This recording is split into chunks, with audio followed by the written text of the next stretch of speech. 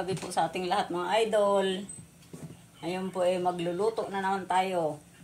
Tama-tama po kasi gabi na talaga. Kakatapos lang po ng ating isang katutak na labada. Luto naman po. Simpleng ulam lang po talaga at mura ang aking lulutuin. Mag-isa na po tayo.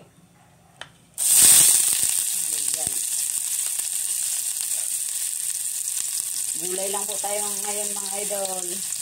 Tama-tama po ito sa asawa ko kasi hindi naman siya kumakain masyado ng mga karne ngayon. Gulay lang talaga. Hindi nga po siya nagkakanin eh. Kaya ito lang po. Sakto po sa kanya.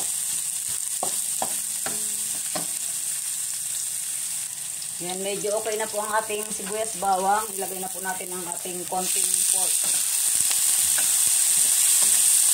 Chicken po sana isasahog ko kaso bawal sa aking isang anak kaya konting pork na lang.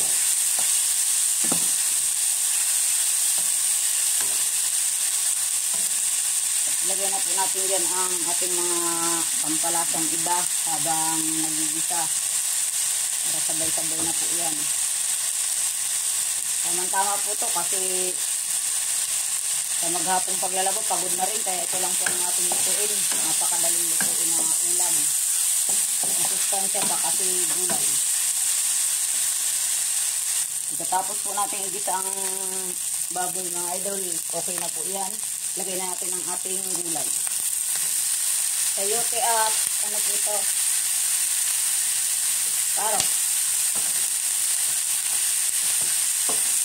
Luhaluin lang po. At tubigan na rin po natin kasi medyo dumidikit na sa ilalim ng kawali ang ating pork. Konti lang po. Tansya-tansya lang. Ilagay na po natin ang ating mga pampalasa.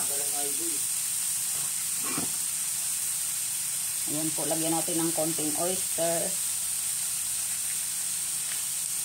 Napakadali lang naman pong lutuin, mga simpleng lutong bahay. Pero pagkatapos po, masarap naman siya. Halu-haluin lang po ulit. Hintayin lumambot ang ating gulay.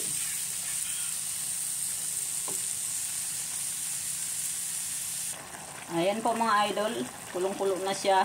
Lagyan po natin ng konting asin. Nasa sa atin lang po yan kung anong panlasa natin. At konting, lagyan ko rin po ng konting bechin. Hintayin na lang po natin maluto yan. Napakasimpleng gulay lang po. Simpleng ginisang gulay. May napitas rin po akong bell pepper. Sama na natin yan. Hindi naman po makakasama. Medyo hilaw pa eh. Kadagdag lasa rin po yan mga idol.